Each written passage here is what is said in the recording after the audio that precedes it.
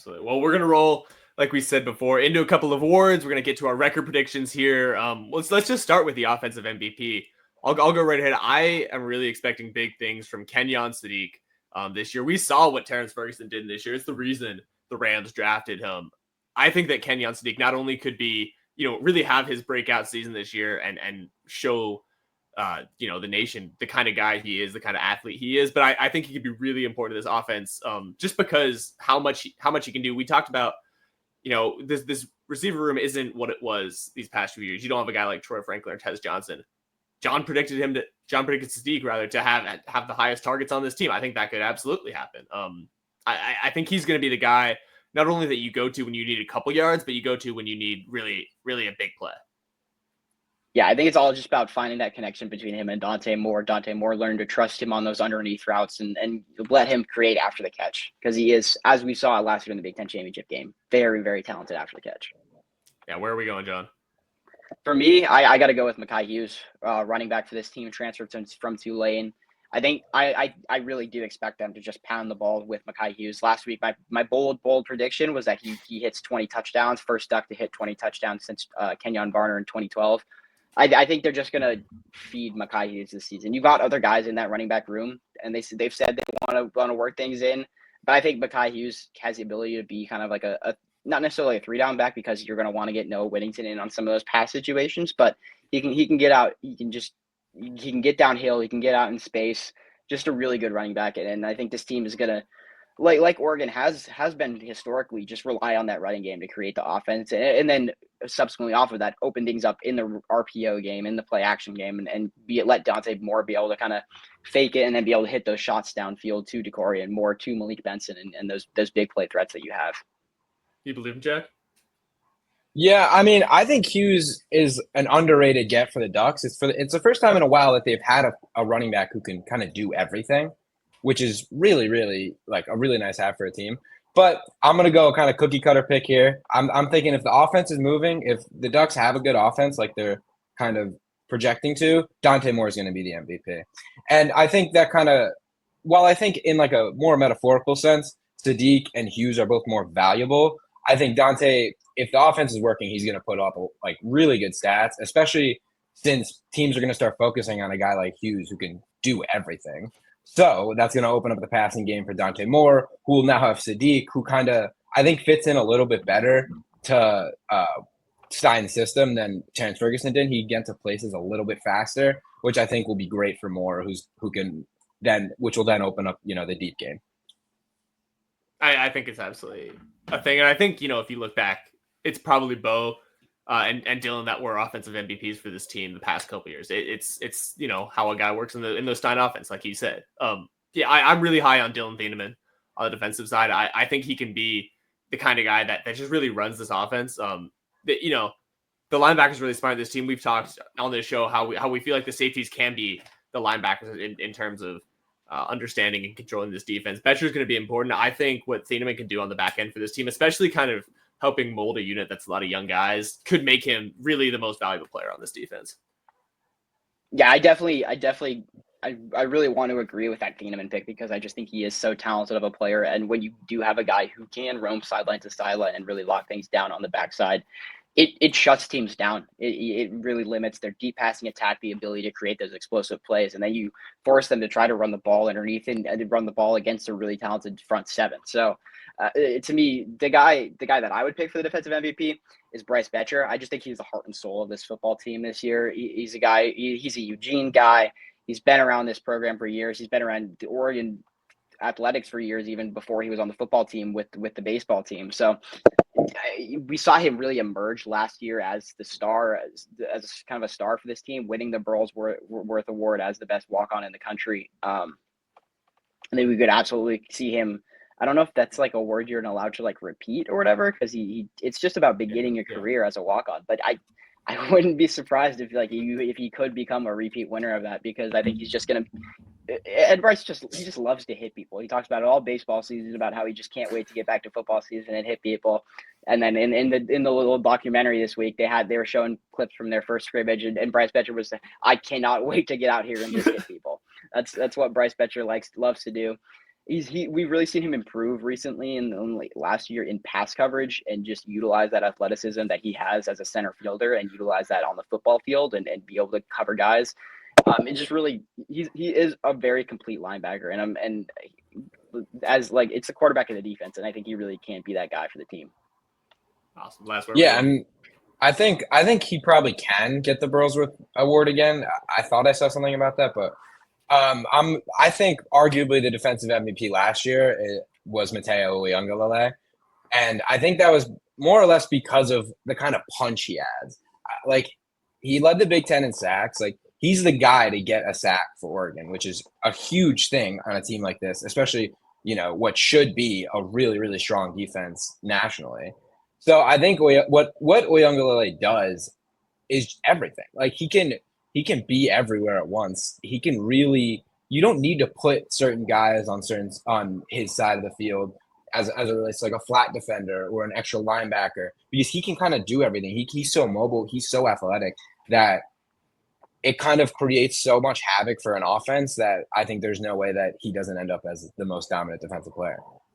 Yeah, I think it's kind of hard to argue against someone like Mateo as being being the most valuable, but just because how valuable it is to have elite pass rusher off the edge, because the most valuable plays you can have as a defense are those sacks. Sacks just absolutely ruin drives. They set teams back, and even if you're not getting the sacks, if you're drawing holding penalties, that sets teams back. And then when he can get home, if he's forcing fumbles, doing all that stuff, if he can put up double-digit sacks again, force a couple fumbles, he could push himself into that first round pick conversation and be one of the best defensive players on this team next year.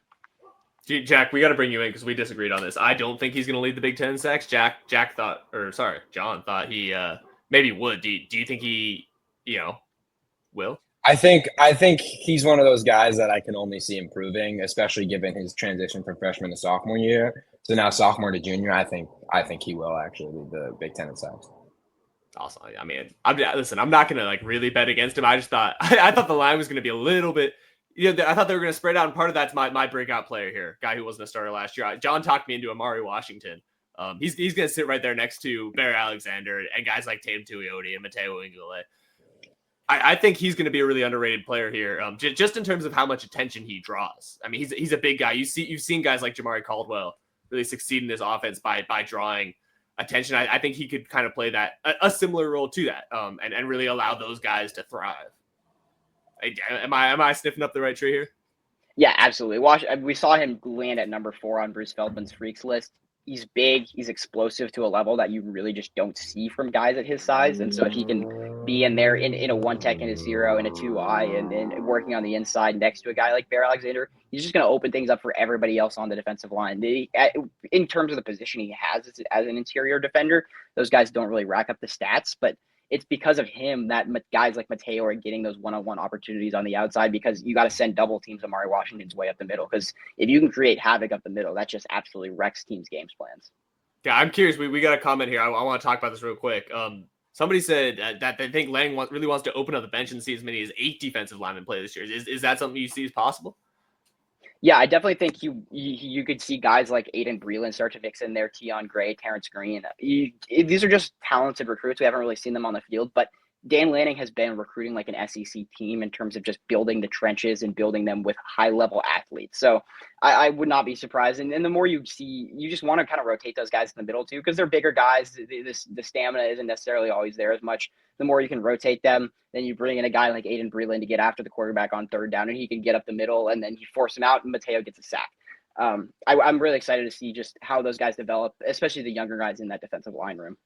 Sweet. Thanks so much for that comment. All right, we're gonna get here. Keep going, John. Who do you have for your best newcomer here? We got freshmen or transfer starters. Oh, we still have breakout players to give. I want to hear about what Jack's sorry, breakout player guy that wasn't a starter from last year. But to me, it's Ife Obadegwu, just because I think he, as a guy who wasn't even on the field last year because of injury, just developing and becoming I think he could be a starter as a redshirt freshman this year.